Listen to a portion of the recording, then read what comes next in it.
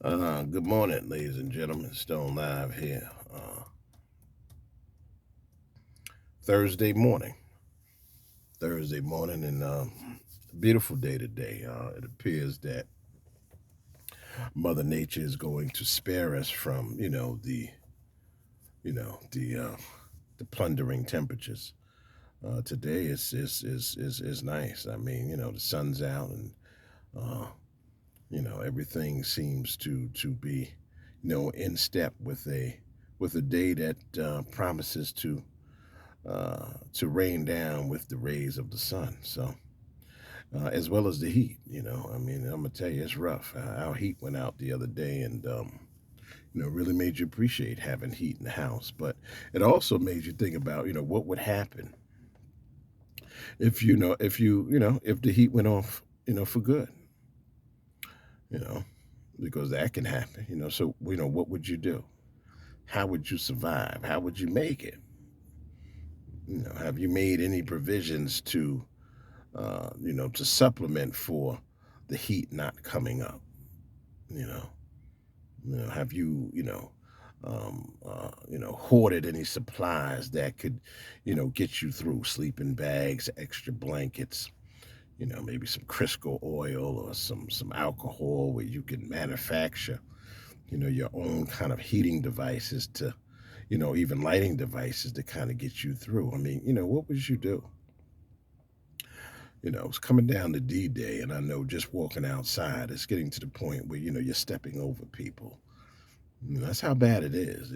That's not hyperbole. There's places on the subways, particularly in New York State subways, where it's standing room only, and that's before you get on the train. I mean, you're walking down the subway. I mean, these guys are out there, picnicking. The so-called homeless. It's a soiree of folk, down there, laying down, sleeping, there's some that are brandishing weapons, and you have to kind of navigate through this, and you know, and it's a total, and your lifestyle at this point, is totally contrary to theirs, and it always has been, but I think now with the way the situation is in the world, everything is like magnified, you know, and which really causes you to kind of think, how much longer, you know, are we supposed to just kind of, blindly, and not even blindly, you know, with all eyes wide open, continue to walk past this, with the ominous future, you know, that is foreshadowed by the fact that, I could be out here depending on what happens. If I don't pay my rent, I may not be out here. If I don't get the jab, I may lose my job. I mean, I'm on the street. If this moratorium ends, what am I going to do? If this whole thing collapses and they go into a civil war, which some people speculate is already happening, we're in the midst of it. What will we do? Where will we run to?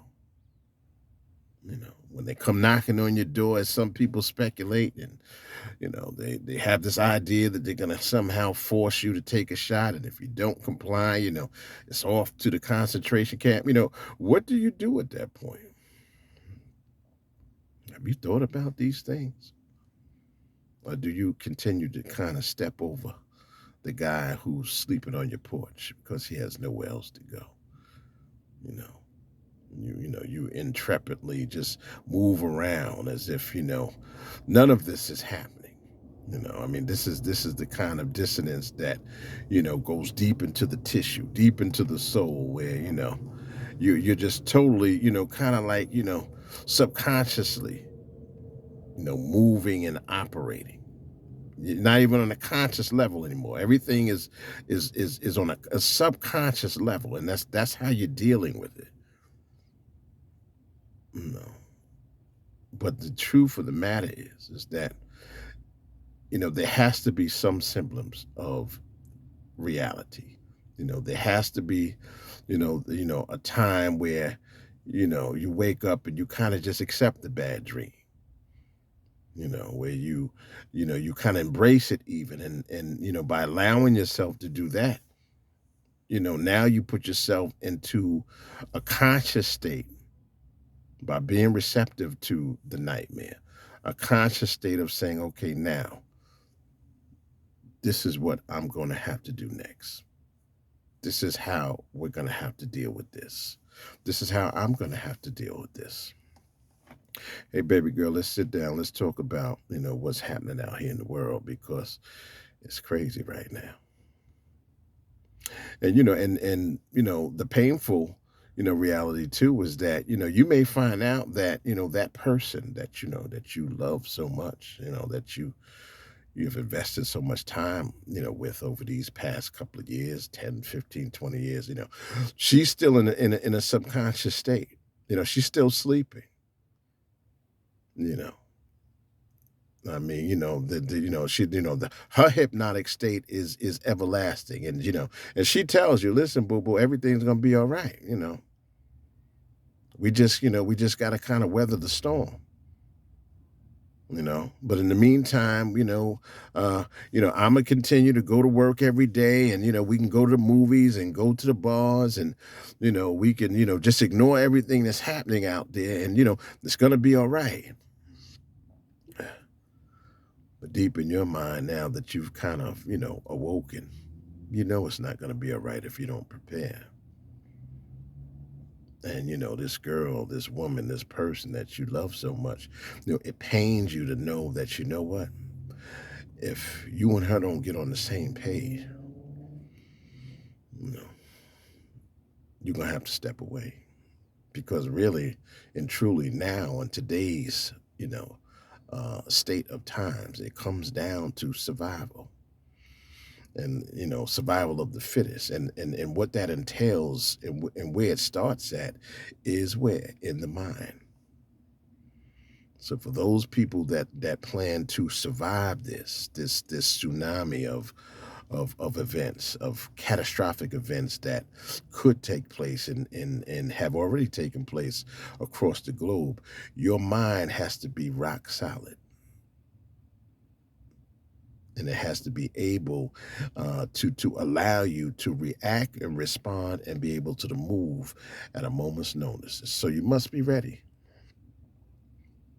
And so the girlfriend or the boyfriend that you love so much, you know, really may be the first decision that you have to make in terms of ensuring your survival. And it's crazy, but it's real. You know, when the lights were on, and the circus clown was out, and it was a whole lot of fun. When you guys were, you know, uh, you know, at the party, it was cool, and he was cool or she was cool, and under those circumstances, you know what I mean. You guys could have went on forever. But when the curtain comes down, and the lights are turned off, it starts to get a little rough, a little cold. There's no heat coming up. And then you see your friend over there start to panic. He or she starts to crack up. She becomes argumentative, antagonistic. She doesn't know what to do. He doesn't know what to do. Nobody planned for this. And so now, in your heart of hearts, and in your, in that place where, she or he grew on you, and there was a feeling that, you know, uh, made you receptive to hanging around, to being with her, to loving her or him, now has started to turn to disdain, because you can't figure out who he or she is now. And is she really to blame? Is he really to blame? Or, are you really to blame?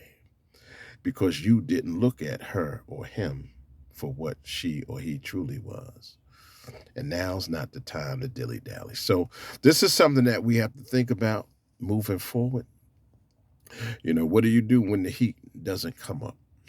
When the lights don't come on, when the supermarket shuts down, when your family members become strangers because they can't seem to figure out a way out of this hole either, and they're looking at you crazy. What do you do? We have to start planning. I know I have to start planning, and I've planned, but it's still for me it's kind of hard. And I'm one of those guys that consider themselves to be, with what's happening, with what's going on, and it's still hard. So imagine the person who, doesn't have a clue. So let's just stay on the right side of being prepared. And moving forward, let's try to enjoy this day. Let's enjoy the sun that God has given us. And most of all, let's enjoy the thought of the plan, which will ultimately uh, put us in a position to win. Until next time, talk to you later.